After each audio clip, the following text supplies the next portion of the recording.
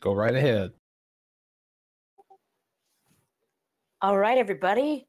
Tonight we're having lesson 10 on this fine Saturday evening in how to be your own genie. Okay, I trust everybody's doing well tonight. And we're going to jump right in and do the Callahan technique. So, Truman, if you can pull that up somehow, I posted the PDF. It's rogercallahan.com, and then there's a bunch of stuff there. It's a PDF, and it'll show you the tapping points in the Callahan technique. So if you can bring that up on the YouTube. Now, Roger Callahan developed the technique TFT, which is thought field therapy. So he developed this. He was a psychologist for many years. And he was treating this woman who was afraid of water. And I mean, she was afraid of water. Anything larger than a sink full of water, she was panicking. So she had a lot of treatments, and insurance was paying. So he was the psychologist, and he was trying to treat her. But he used all the traditional methods of the time and recognized that she really wasn't getting much better, even though he had been working with her for many years. Well, one day she was looking out at a swimming pool as part of her treatment. And he said, well, how do you feel now when you look at the water? And she held her belly right near the solar plexus. And she said, oh, it just hurts. It makes me sick. I just feel so physically ill just looking at the water. And he said, it's down here in your belly? She said, yeah, it ties me up in knots inside in my stomach area. And he was kind of perplexed at that. Well, he had been taking, on a sabbatical, he had been taking lessons from different Indian gurus about chi and about prana and the different meridians throughout the body in the Far East. So he kind of looked at her a little bit perplexed, and he said, you know what, just try this for a second. And he told her to tap in a certain area, and then he told her to tap another area of the body. And he just got her to tap these areas. Well, nowadays, of course, we know this as tapping, but back then, this was a revolutionary idea. So he got her to tap these meridian points in her body. And then he said, okay, now look out at the water. And he took her to the window, and she looked out at the water, and she said, I feel fine. I feel fantastic. And she actually ran out into the pool, and she jumped into the pool. And he said, wait, you can't swim. But she didn't mind because she was cured. So he did more research on this, and sometimes it worked, sometimes it didn't work. So he tried to figure out, well, why, does it work sometimes? Why doesn't it work? And he spent his life developing this technique called TFT, thought field therapy. So the tapping points are there for your viewing pleasure.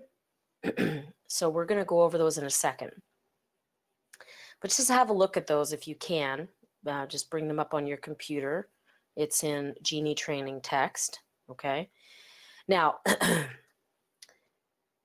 you're going to use this when you feel emotional trauma. Now, that can mean a bunch of things to a bunch of people. So I'm going to use the word triggered. I know that conservatives like to make fun of particularly liberals who say triggered all the time. But we're literally talking about being triggered, okay? So let's say that you are at height, you know, you're in a building or something, and you go out on the balcony and you look down and you go, whoa, and you step back away from the railing, okay? Because you're afraid of heights. Or maybe you have the pleasure of working with somebody like this. One of my coworkers, I had to work with him today. My foreman, and I mean, I've been doing this for 18 years, okay? So I've been a pipe fitter for a long time. And he comes up to me, he goes, so do you think you could go up there on top of the vessel and well,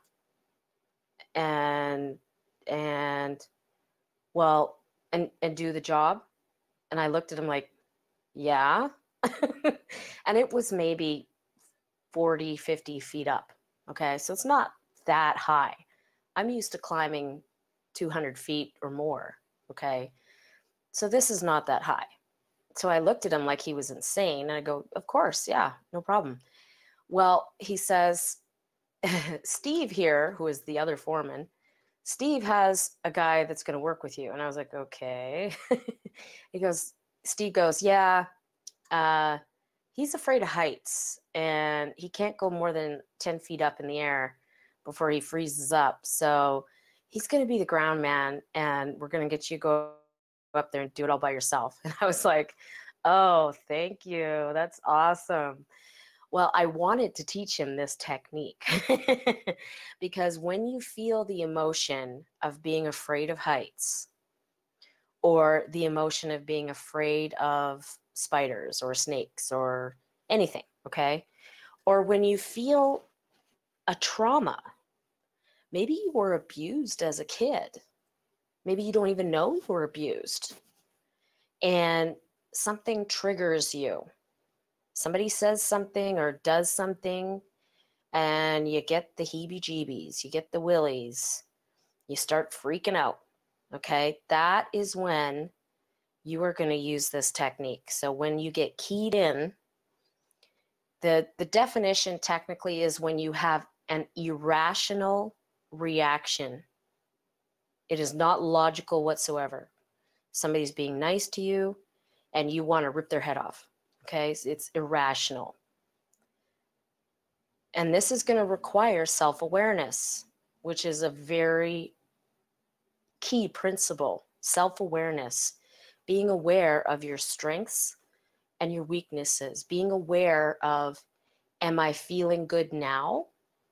How do I feel right now? Am I feeling bad right now? How can I feel better? How can I change what I'm feeling? Well, this is going to help. So if you're keyed in, if you're triggered, you are going to do the Callahan technique. Okay, so the first time you do it, you're going to do a 9-gamut sequence. Okay, so let me just pull this up for myself here.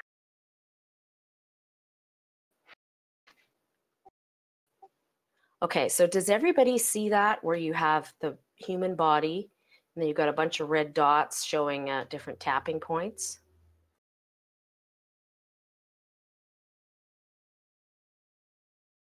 Yes, and that is up on the screen as well.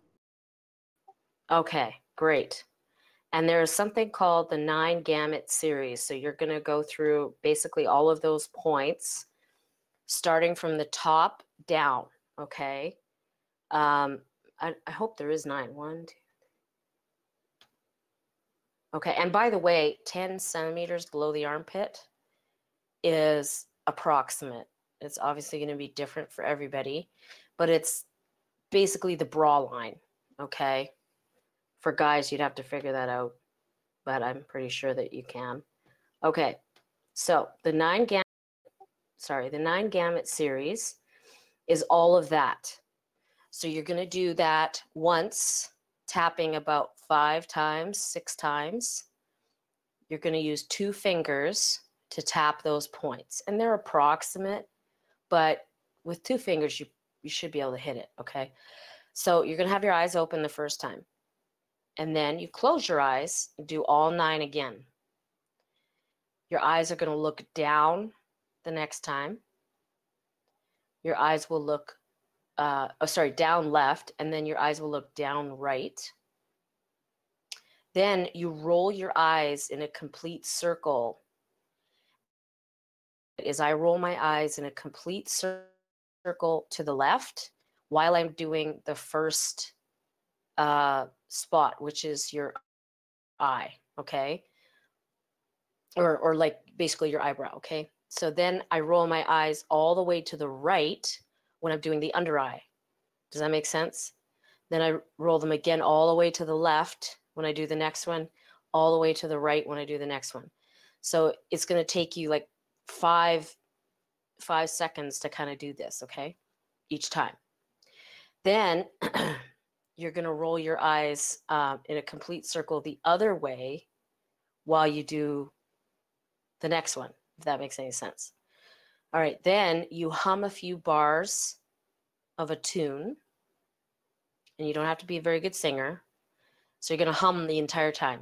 All right, count out loud from 1 to 5, and you just start again. You go 1, 2, 3, 4, 5, 1, 2, 3, 4, 5, like that, okay?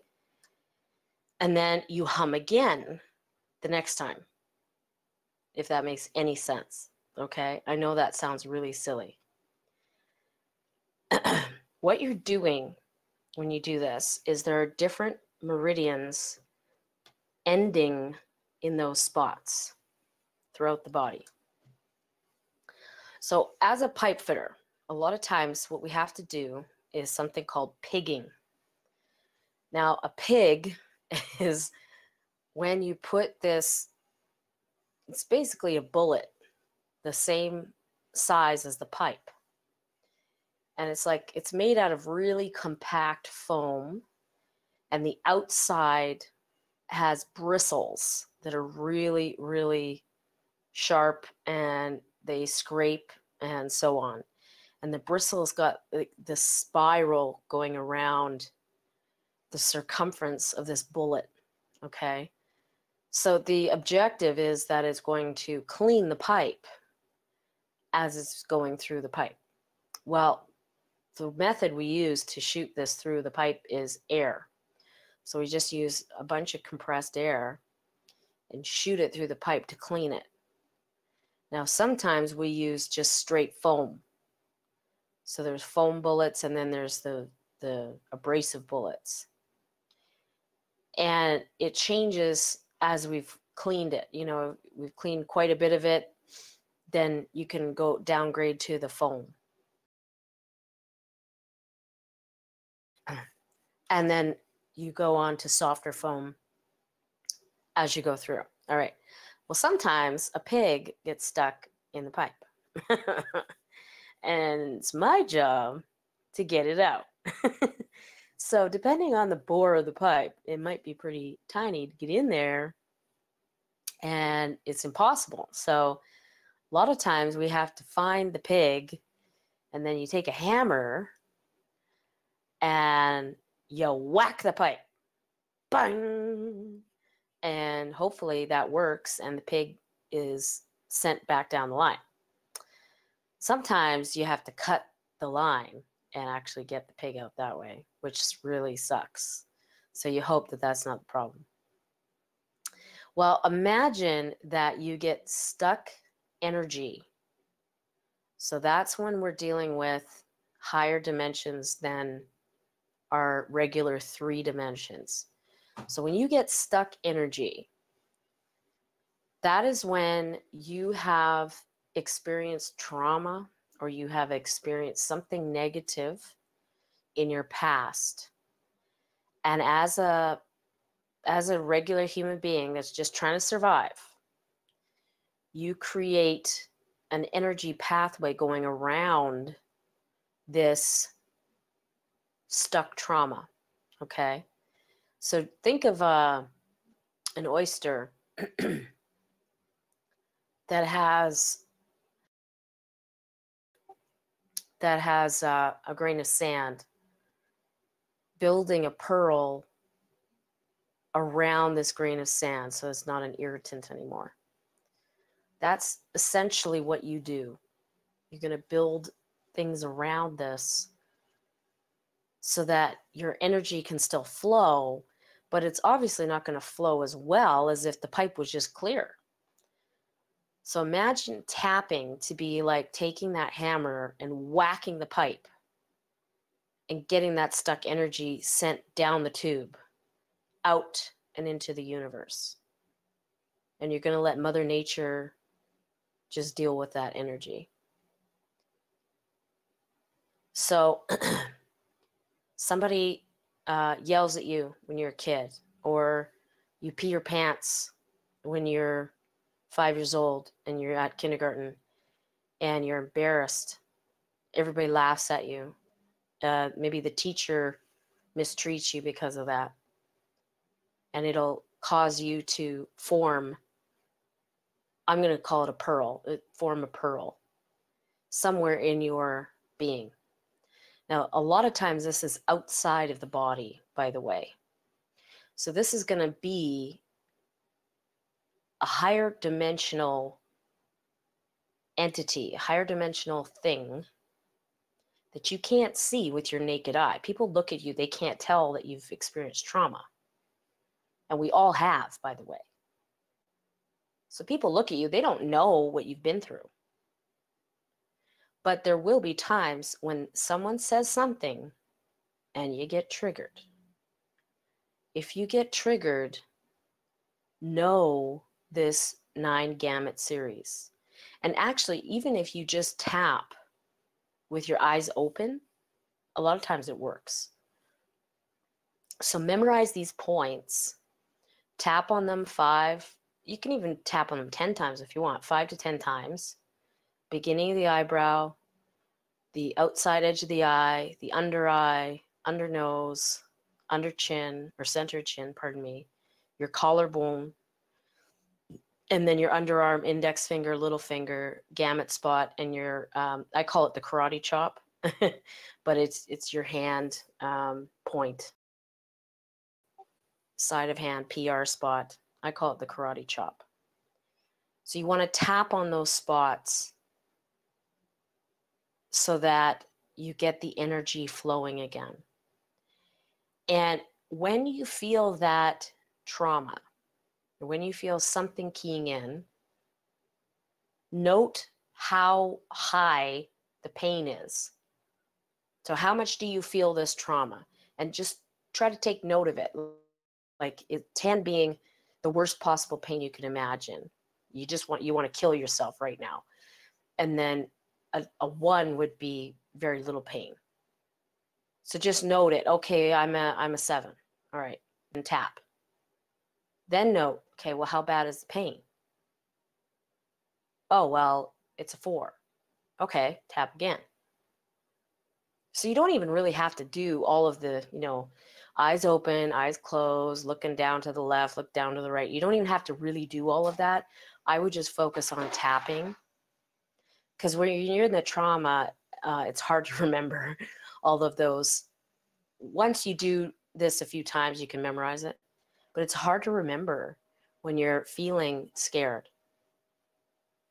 Kevin Trudeau was climbing a pyramid in Mexico, one of those step pyramids. And he went to the top, and a few people were at the top, and they tried to climb down, and the stairs are very narrow and steep. It's not, your 7 7/8 inches like we have for stairs nowadays. So when you go down these stairs, it can be kind of harrowing. Well, he was trying to go down, and he looked down, and he was so frightened. He felt it was just like seizing him up. And he almost felt like crying. Well, he did the tapping technique because he knew Roger Callahan personally, and he actually called him up quite a bit. And he did the tapping. He felt fine. And he walked down the stairs not facing the stairs, but facing the air, like just going down. Usually people have to climb down facing the stairs, like crawling almost. So he just went down without any fear. But you have to feel the trauma at the time. So when something keys in, do the tapping technique. And you'll be amazed. If it's not there anymore, or it's there to a lesser extent, then you know that there was some kind of trauma in your past that you just cleared out. Now, this is very important when you're trying to feel good now and something's preventing you from feeling good now, and it has nothing to do with logic. It makes no sense. You're eating right, you're avoiding prescription medication, you're doing all the right things, you're creating, you're in the middle of creating, but yet you feel bad. Well, why do you feel bad? Well, it could be something is keying in, and it's just something that is in your field, and you have no idea that you even put it there years ago. So that is what the Callahan technique is. So you're going to use this. We talked about programs last lesson, lesson 9. And I had to cut it short because this is a very long lesson when we're talking about programs. The Parasitical Elite class has created programs so that you will believe certain things, like, you know, if somebody has a bunch of tattoos on their face, then you can't trust them. Somebody has a bunch of, you know, nose piercings, you can't trust them. But if somebody wears a suit and tie, oh, they're trustworthy. If they have an English accent, they're okay to listen to. You know, those are programs that have been created. And what we're going to do instead is not listen to those programs. We are going to, first of all, follow our gut. But how do you follow your gut if you're taking Prozac and you don't really know what your feelings are telling you? Or what if you have something keyed in and that's actually making you feel bad? Like with the woman who was afraid of the water. I mean, looking at a swimming pool shouldn't make you feel bad in your stomach. You understand? So if you are trying to figure out the best course of action and you're consulting your gut, meaning you're trying to feel your feelings, well, the best thing to do is to tap on it first, because then you know it's not going to be something triggering you to feel bad. I hope I'm making sense. I'm not sure if I am. Now, Roger Callahan's technique is the best. It is absolutely the best. But it can get quite complicated. Now, there are actually people who will pay $100,000 to learn how to teach this stuff. And it can get quite in depth. Okay, so I don't want to scare you. You can actually call one of these practitioners, and it's really good to have one. And you'll say, okay, I'm feeling bad. And then they will ask you a bunch of questions to describe the feeling. And then they will figure out the best sequence to give you. Okay, so the sequence that I'm showing you, from, you basically just go from the top to the bottom. They will actually tell you a different order. And they might not give you all 9. It might just be 3 or 4 points that you have to tap. And they might give you some words to say while you're tapping. And it could take a few tries to do it, and it might just take one. But they will be on call 24 hours a day for you, which is really good. So if you're serious about this, just know that you can actually contact the CallahanTechnique.com or ThoughtFieldTherapy.com. I think Roger passed away. He was so nice. Oh, he was the most amazing man. But he passed away a few years ago. And I was so lucky to meet him. But I think his wife's name is Joanne, and she is now taking over the Callahan technique and the teachings and everything. So you can learn from the Callahan Institute, and they will teach you. Or you could just pay somebody who is a practitioner, and they will guide you through various phobias that you might have, or triggering points. Now, one of Roger's best students was Gary Craig. Gary Craig created the EFT, emotional freedom technique. And this is more comprehensive. It's simpler, but in my view, it is not as good as the Callahan technique. But you're free to check that out. I created a link to that just below the link to the Roger Callahan link. Now, emotional freedom technique and TFT are regarded by the likes of Wikipedia as being pseudoscience. Now, they're not pseudoscience, in my opinion. It's perfectly valid. It makes sense. But the problem is when you have Muggle scientists who are a mafia and they run Wikipedia, you can never really get the truth out. My take on it is, if it's free and it's not going to harm you if you do it, why not try it for yourself? I mean, when you're talking about medication and things that you're going to put into your body, of course, you want to have, all of the scientific studies done. You want to make sure it's been tested on animals first, and then they've gone through human trials, and it's been through the whole Megillah, right? But if it's free and it's harmless, why not just try it yourself? And who cares if the Muggle scientists say that it doesn't work, or they say that there's not enough proof yet? Who cares if there's not enough proof? Just do it yourself and find out if it works, which it does. It's worked with enough people that it's pretty much proven, in my opinion. But anyway, using your discernment, you're going to be able to determine if that is valuable to you or not. Okay, so now we're going to talk about dream building. Oh, this is one of my favorite things to do. So dream building, as well as making a dream book and making a chief aim card, like on a postcard or a small card that you can carry in your pocket, is ideal. So we're going to talk about those three things. All right, so dream building is when you go out and you do fun things that build your confidence that these techniques work. And you're also going to go out and you're going to touch and smell and taste and sit in and wear things that you wouldn't normally do, okay?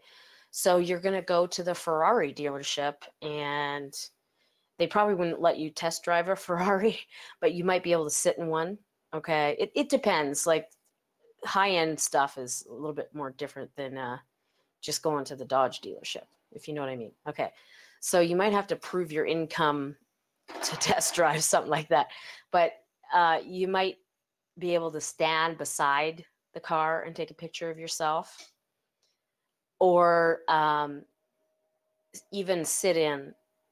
Like, before I got a Maserati, I sat in one, and I had my wife take a picture of me sitting in the Maserati. And then it wasn't long, and I had a Maserati of my own. So dream building is really fun, by the way. You can go to a museum. You can go to places that sell jewelry, watches. Maybe you're into cigars, okay? Go to a cigar shop with a really big humidor and just look at humidors, or look at, you know how the rich and powerful, they have these watch winders? So they actually buy machines that you put your watch in there and it winds your watch for you, so that it's all good, and you can just put your watch on, then you just change your watch. It has like a room for 20 watches. You just change your watch for whatever outfit you're wearing. Okay, you can look at those things. Try on some jewelry. Look at some interesting things in museums. Go at a a boat show. Go to the yacht club, and a lot of times they are showing yachts. You could go inside and touch it, feel it, hold it. It is much more powerful to touch things, and anything that's concrete and real has more energy in it. So it's going to be more powerful to you. It is also, it makes it real to your mind. So your mind has less trouble remembering something that you've held before than if it's just trying to imagine something that it's never seen before. So when you're imagining your chief aim, and it's something concrete that you can actually touch somewhere else, go there and touch it. And if you can, take a picture of yourself holding it, because you're going to have a memory. When you look at a picture and it's a picture of you, your brain has no trouble figuring out that it's you that it's looking at, because it remembers being there, okay? But when you create a picture that's somebody else's body and you just put your head on it, it still works, but it's harder for your brain to figure out that that's you, if that makes any sense. So, for example, Zig Ziglar wanted to lose some weight and he lost 37 pounds. Well, the method that he chose was he found just some hot guy in a Calvin Klein commercial wearing boxers, and he put his head on that guy's body and it made him laugh every time. So he was feeling good, right? And because it made him feel good and he was laughing at the picture, he could visualize himself looking that way, and he lost 37 pounds. So you will undoubtedly be wanting to use this technique, but most certainly if you can actually feel it or touch it or go there physically and take a picture of yourself, that is way better than trying to just find a picture off the internet and then put your head on their body and do the Photoshop thing. That's not as effective, but it certainly does work. Okay. Now, dream building should be done at least, I would say, 4 or 5 times a year. But if you could do it more, that's great. Dream building is really fun, so I don't think that's going to be a problem for a lot of you.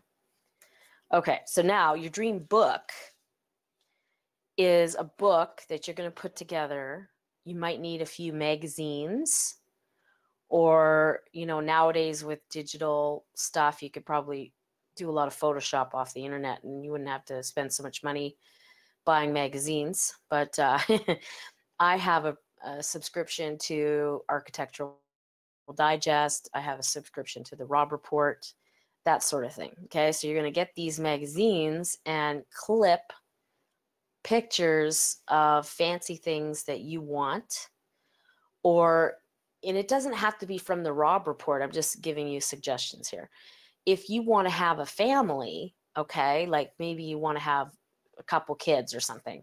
So you and your wife, you've been trying for a while, you really want to have a baby. All right, so you take pictures or you get pictures of babies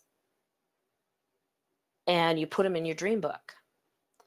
Now, the most wanted stuff should go in the center, okay? That's how your brain works. So when you do a collage, you put the stuff that you really want, that is easily attainable, that is like your next logical step. You put that in the center, and then you radiate out from that. But pictures are what your brain understands. You can have words, but like I said with money and numbers, you know, if you just say, oh, I want to have $1 million, well, that really means nothing to your brain. So it's better to come up with an exact to the penny dollar figure of what you're going to spend the money on. And then, yeah, you can have a dollar bill with like, you know, a $10,000 bill or something per month. But have concrete things, have pictures of what you're going to buy with that money. Okay. And again, this doesn't have to be all, you know, selfish, just physical, consume, consume, consume. If you want to have a family, put pictures of families, put pictures of babies up there. If you want to get married, put pictures of wedding dresses and, you know, the bride and the groom, you know, running off into the sunset, that kind of thing. Get pictures that represent what you want. And if you can't find any pictures, which nowadays it should be very easy with, you know, Shutterstock and stock photos and things like that. But if you can't, draw it yourself, even if you're not a very good artist. I used the drawing technique a lot of times, and it worked every time. Because it's going to take you a few minutes, even if you do a rudimentary drawing, it's going to take you a few minutes to do a half decent drawing of what you want. Well, that's, you know, 5 minutes, 10 minutes that you're focusing on your dream. So think about that. You're focusing on your dream for 5 to 10 minutes while you're drawing. That's pretty good. That's really good. Okay, now your chief aim or your next logical step or your heart's desire, whatever you want to call it, you should have that on a postcard size card that you can easily carry around with you in your pocket or your purse. You should put it somewhere where you're going to look at it all the time. You can even put it on your keychain. Yes, that's corny, but it works. All right. So you can laminate it, put it on your keychain if you want. So that should be your next logical step. You can have words on it again, but it's better to have pictures. And what you want most, or your next logical step, should be in the center. So your chief aim on a postcard should be very easy for your brain to understand what you want. So as soon as you look at it, you should be able to go, oh yeah, that's what I want. That's my chief aim. And this could be a conversation piece if you put it on a keychain. So somebody might see it. If somebody's going to see it, you don't want to be embarrassed by what it is, because that'll actually create anxiety, that'll create negative emotions. So just understand that if it's going to be something that people will see other than you, that you're comfortable with them seeing it. I know Michael Jackson wrote down, I will sell, I think he said, I will sell 16 million records or something like that. And he ended up selling 42 million records. And he wrote that on his door. He had it on the back of his door. His brother asked him about it. He said, well, why do you have that? I'm going to sell 16 million records. I mean, nobody's done that. That's crazy. That's a crazy goal. And Michael said, no, I'm going to sell 16 million records. And he ended up selling 42 million. So he saw that every day, because if his door was closed, he'd be looking at it. You might want to put it on your ceiling. So you might want to have a few of these, right? You'll have it like one in the bathroom, one on the ceiling by your bed, so that when you're lying in bed, you see it. It's the first thing you see when you wake up, okay? You might want to have one in your car, at your desk at work, right? I'm just throwing out ideas, right? But you might want to have a few of these so that you're always looking at it. And if you have it in your pocket, well, you probably fiddle around in your pockets a few times during the day. So just pull it out and look at it and feel good when you look at it, because you're going to get it, right? We're going to use these techniques to get it. Okay, now something else that I want to bring up, and this is just a really quick lesson. It's 5 minutes to learn, lifetime to master. We've talked a lot about graphs and charts, and I don't know if any of you remember, but I talked about how you'll see if you chart your business will kind of go along a little bit up, a little bit up. It's on a good pace going up. Then all of a sudden, you just hit rock bottom, a nosedive. But very shortly after the nosedive, it goes back up and to even higher heights than it was before the drop. And then again, you'll go up steadily a little bit, right? And then you have a huge drop, huge downfall. And then after the really big downfall, you'll go way back up very fast. That phenomena is called the phoenix from the ashes. Now, the reason is because a successful person is going to use the techniques to clarify what they don't want when they experience the nosedive. And then from that, they focus intensely on what they do want, and voila, the business goes back up. All right, well, when you are experiencing those nosedives, a lot of times a saying that people frequently say is, you know, someday we're going to look back on this and laugh, and we're going to have a great time. Well, what I'm saying to you now is, why not laugh right now? Why wait, right? Grab the champagne, crack a bottle of champagne, and just celebrate the quote unquote bad happening that's going on right now. Why? Because that means very soon you are going to experience the uptick if you continue on with the techniques, which if you're feeling good now, you're pretty much doing that, right? So celebrate when the quote unquote bad stuff happens to you, knowing that it's going to turn around. Just crack the bottle. Why not? Why wait? Okay? Why wait? All right. So now I'd like to do a recap of some of the stuff that we talked about in the previous 9 lessons. So we talked about who you are. Who do you think you are? And why are you here? Does anybody have any insights into that? Any answers that you've come up with so far?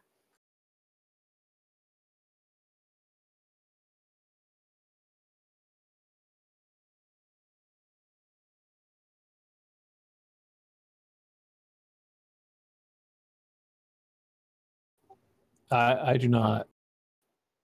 Okay. All right. No problem. No problem. That's just something to think about during this training is, who am I? Why am I here? Who am I becoming? That's probably the most pertinent question. Who am I becoming? That's kind of what I've been focusing on. Yeah, because who cares who you are right now, right? You're going to be the shit soon, right? Well, if nothing else, a little bit better. Exactly.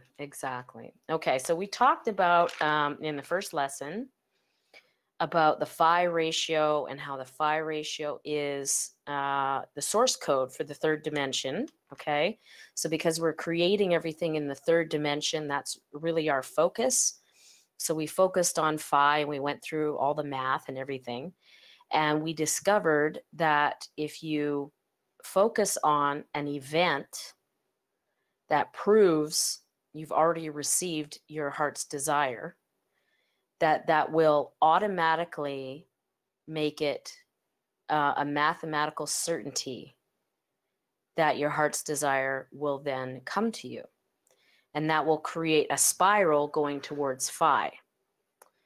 Now, has anybody felt that spiral take place? Have you felt like you've had synchronicities and things happen to you where you go, oh, that's what I wanted. Oh, it's coming. It's getting closer. Yes, very unexpectedly, but yes. Right. And the Lord works in mysterious ways. So it's important to know that the way you think it's going to happen is probably not the way it's going to happen. There are things that you have on your radar screen. Okay. Like, for example, on my radar screen, every Thursday is payday. So I know I'm going to get a check in the email. I'm going to check my check stub, and then I'm going to check my bank account. Oh yeah, I got my check. Awesome. Well, that's in my radar. I know that that's going to happen. I can foresee that happening. There's a few other things, you know, okay, oh, my birthday's coming up, so I'm probably going to get a couple gifts for my birthday. Oh, I can see that, oh, maybe my dad might help me out with this business deal if he thinks that he could benefit from it, if I give him a percentage of it. I have certain things in my radar, but there's a lot of stuff out there not on my radar screen. And that is probably the method that's going to be utilized by the universe to make my chief aim come about. So understand that just because you don't see anything of note on your radar screen, there's a lot of stuff out there and it's zooming towards you. And it could literally be not on your radar screen 1 second, and then the next second it's there. You get a phone call and boom, somebody's interested in partnering up with you, or, you know, somebody found this and they remembered that you were looking for that, right? All of a sudden you've got what you wanted.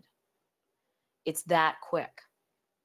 So just understand that things happen outside of the radar screen far more than what they do inside. So don't focus on what you can see or what is foreseeable. Okay, and we talked about the teachability index. Can anybody describe that?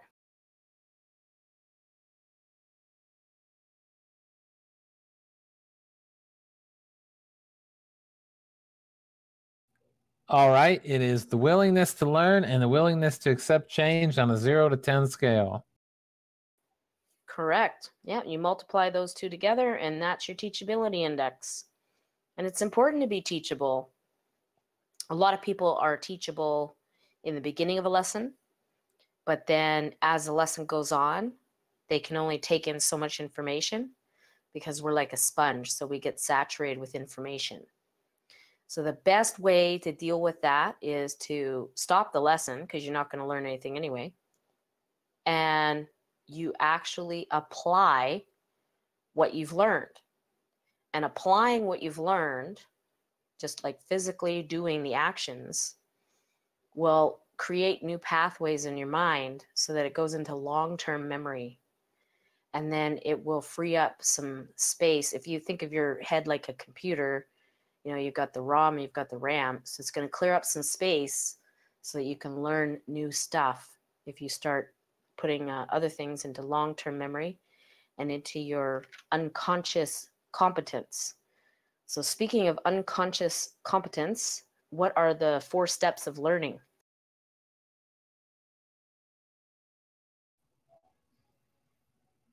Unconscious incompetence, conscious incompetence,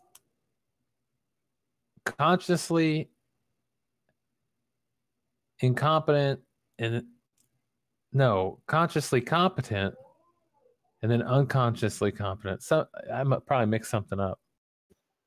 Yeah, excellent. Okay. Yeah, there's one, but you realized right away and you corrected yourself. Perfect. Okay. And unconscious competence is when you're doing something on autopilot because you're so good at it. You've done it so many times correctly that now you just do it. You're like Bruce Lee and somebody comes and gives you a punch and you block that right away. You don't even have to think. Okay. We also learned the training balance scale. Can somebody explain that?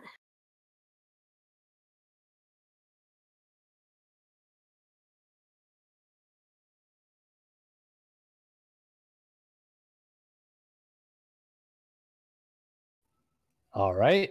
The training balance scale is not balanced at all, but you're spending most of the time thinking about what it is. And wait, am I mixing this up with something?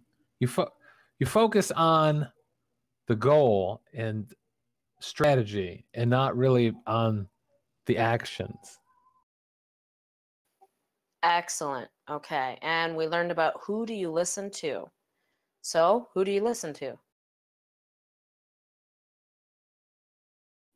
Me. Yes, Professor. You listen to yourself. And you're going to use discernment in everything that you read, watch, people you interact with. If they tell you their opinion, you know that it's just an opinion, right? I mean, Donald Trump will listen to a lot of people give their opinions. He's really interested in what you have to say, but he's not necessarily going to act upon your opinion, because he might just say, well, you know, that's his opinion, but I'm going to use my discernment and act this way instead. So he takes into account a lot of different opinions, but in the end, he uses his own discernment. So who do you listen to? Well, you also want to focus on listening to people who have succeeded many times over at the topic at hand. So a so-called expert, and not a self-proclaimed expert. Okay. You want to determine with your own brain if somebody has succeeded many times before you take lessons from them. So, for example, I would take golf lessons from Tiger Woods, because in my opinion, he's good enough golfer that he's better than I am. And he's good enough golfer that I'm pretty sure he could teach me how to play golf properly. Okay, so that is who you listen to. And then the fifth basic that we learned was master the basics. And that is very important, to always focus on these basics. We learned about the system, which is books, audios, events, surrounded by like-minded people on a base of recognition. Recognizing others is very important. They act like a mirror, and the good energy that you throw at them will reflect back right to you, and you will feel good as well. When you have like-minded people around you, that is going to change who you are. There's a very famous rich man, I believe it was Warren Buffett, but I'm not sure, who said that if he lost everything and he was taken in a plane and they threw him out of the plane with a parachute and he landed in an unknown city, the first thing he would do is find successful, wealthy people and befriend them. And then, of course, those people would presumably like him and teach him what they do. And then he would just follow what they do. He would play the who do you listen to game. And he would listen to the successful people in that city. Okay, and of course, part of the system, leaders are always readers. So we have a book list. Does anybody have the book list with them? Have they read any of the books? I just got in the mail today. See you at the top, and I'm got a couple of them I already owned. So yes, I'm working on them. Excellent to hear. Excellent. And does anybody listen to audiobooks? I love audiobooks. I listen to them all the time, but they're not books that you're prescribing. Okay. All right. Well, that's fine. Some people, they can't read all the time. They have, jobs or situations where they have to be doing other things and they can't be reading. So they will listen to audiobooks, and that is perfectly fine as well, as long as some of the time you are reading. So just take 5 minutes out of your day and read a book in a real book, not an ebook. But reading from an ebook is okay too, but make sure some of the books that you have are physical books. Physical energy. That's right, physical energy, because E equals MC squared. So when you have a physical object that has, just think about how much energy that is for a second. If you do the equation in your mind, I mean, that's a lot of energy. So if you think of a thought, and just think of a thought as being very small amount of energy. How many thoughts would you need to create 1 gram of anything, of a physical object? You'd need a lot of thoughts just to create a small amount of matter.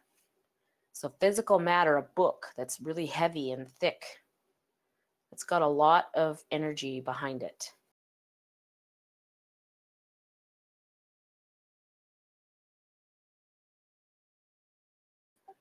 Okay, so another thing that we learned is that the how is irrelevant. Don't focus on the how. It doesn't matter. We're obviously assuming that everything is being done honestly. What does it matter if money falls from the sky, or your best friend, maybe your best friend just comes into some money in the lottery and gives you some? Maybe you buy a lottery ticket and you win. You hit the lottery. Maybe a rich uncle passes away and leaves you money in the will. It doesn't matter how you get money. So don't focus on the how. It will happen however it will happen. But you're going to focus on the end goal, not the how.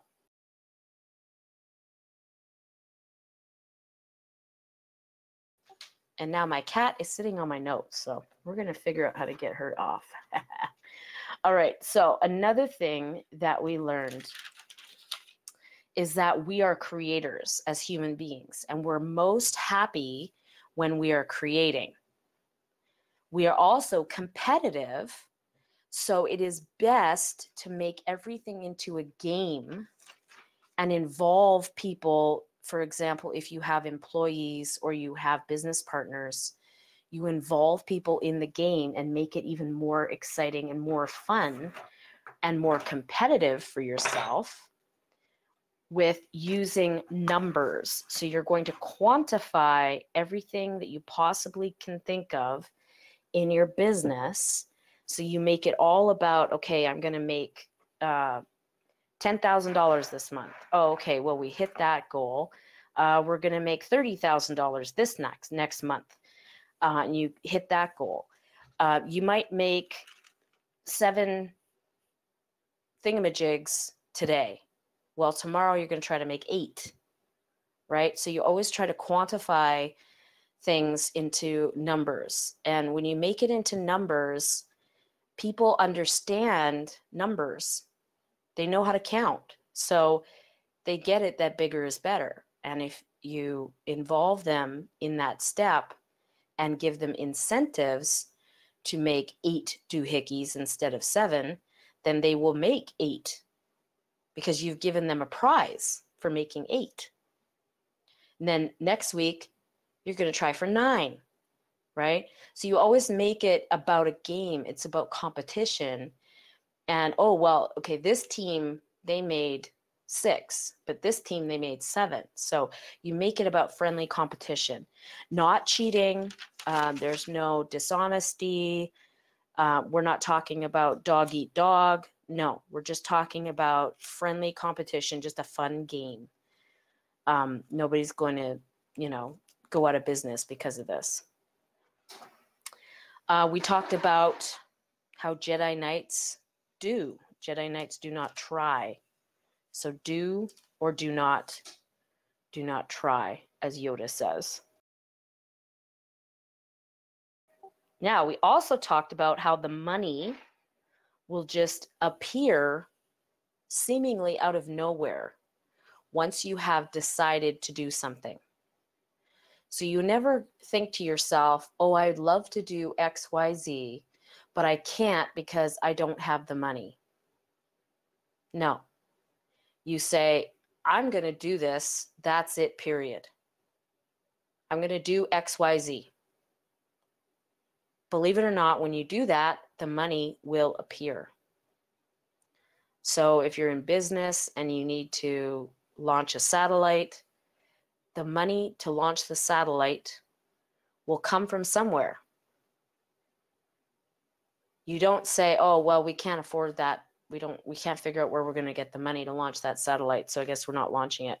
No, you say, we're going to launch the satellite. And that immediately gets your brain to start working on, oh, I need to make this much money. So you're creating money. And it's going to seem like you created it out of thin air. It's going to seem like magic. It's going to seem magical. That is the goal, is to make life magical and fun. You guys are the boss. You're the boss of your own domain. So have fun. You get to make the rules. This is a game where you make up the rules. And we also talked about how people will often focus on worrying, doubt, and fear, and that causes a downward spiral. So when you experience the negative, what you do is you allow it to clarify what you don't want. Then you turn your back on what you don't want. You say, you're dead to me, you spit on it. And then you focus on what you do want. And you feel great. That's what you do when you are angry or you are experiencing any kind of negative emotion and you have trouble focusing on what you are creating. All right. And last time we talked about how your eyes will deceive you. Sometimes you look at somebody, they look like a bum. You think that they're not trustworthy. You look at somebody else, they're dressed in a suit. Oh, I'm going to listen to them. But it actually could be the opposite. How do you know? Well, you're going to trust your gut. You are going to listen to your feelings and understand that the parasitical elite class has created programs that will make you believe certain things. So that could be what's going on. And we're going to talk more in detail because we've run out of time again. But we're going to talk more in detail about the programs and the like next time. So, do we have any questions, comments, or concerns? All right. So when I'm creating that dream book that we were talking about, it is a book or it's just a card? Okay, so there's 3 things that you're going to want to do. You're going to want to dream build, and part of dream building is usually taking pictures. So selfies, or get your wife or whoever's with you to take a picture of you, okay? Now that is going to go into your dream book. But you also take pictures out of magazines, or nowadays we can just go online and make a collage and print it out. But that should be in a binder, okay? Just put it in a 3-ring binder, and you can have many pages in your dream book, okay? But it's all kinds of things that you really want. And if you want to adopt a child, you can, kind of take pictures of an adoption proceeding. There's many different things. Maybe you want to clean up your home, so you take before pictures and then you draw the after pictures, right? So there's different creative things you could do with your dream book. But your chief aim should be on a postcard, something that you can carry around with you or put on a keychain. So it's going to be like 3x5 or maybe even like 7x9. And you can have words on it, but ideally you want to have a picture and try to put what you want on it in one picture if possible, or what you want most in the center. Okay. All right. Now I'm putting it all together. Okay, great. Thank you.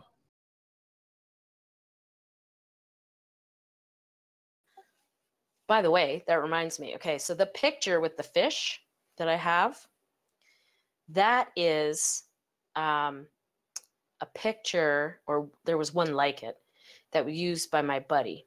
Now my buddy, see, Kevin would go every year. He would go up to Manitoba in Canada, and he would go fishing for walleye. Well, this buddy of mine was in the club as well. Okay, so he took a picture like this out of a magazine, and he put his head on it. Okay, and he was gonna go to this fishing trip, and he made it his chief aim. Now there was nothing in the radar to say that they were gonna have a fishing trip where Kevin was gonna take him, because Kevin went with his buddies, not the club. Right? Because the club, everybody in the club, we were apprentices. But this guy really wanted to go fishing with Kevin, and he wanted to catch a prize walleye. Well, he ended up getting a walleye. So he caught one that was roughly that size. And he held it up, and he tried to hold it up in the exact same way. And then he had somebody take a picture. So then he had the before picture, which is this picture that I'm showing you with his head on in the place the other guy's head. He had his head. But then he had the reality picture, which was him really holding the fish. Okay. So he used that as his chief aim. He really wanted to catch this walleye. And that was something he wanted to do. But that meant, because it's not just fish, okay? What it meant was that he was so much part of the club that Kevin Trudeau would actually go fishing with him on a private fishing trip. You see what I'm saying? So then obviously now you're friends with the guy. Now you're in the club, really in the club, so to speak. So that's what he was doing, which I think is kind of creative. And it's a fun way to bring about your goal, because you're really going to do this. So make it fun. Make it something that is all encompassing, and be like he was, where it's not just fish, but it is fish. I mean, it's everything. It's fish, but it's camaraderie, and it means that you have friends that are in higher places because you're on this trip. You understand? So that's what he was doing. That's why I included this picture, to give you an example of something that you can do to bring about your goal.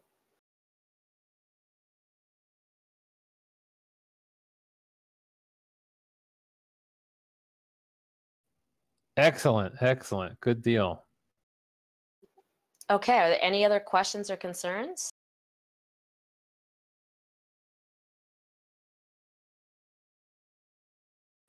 Okay, so I think we can wrap this one up for tonight.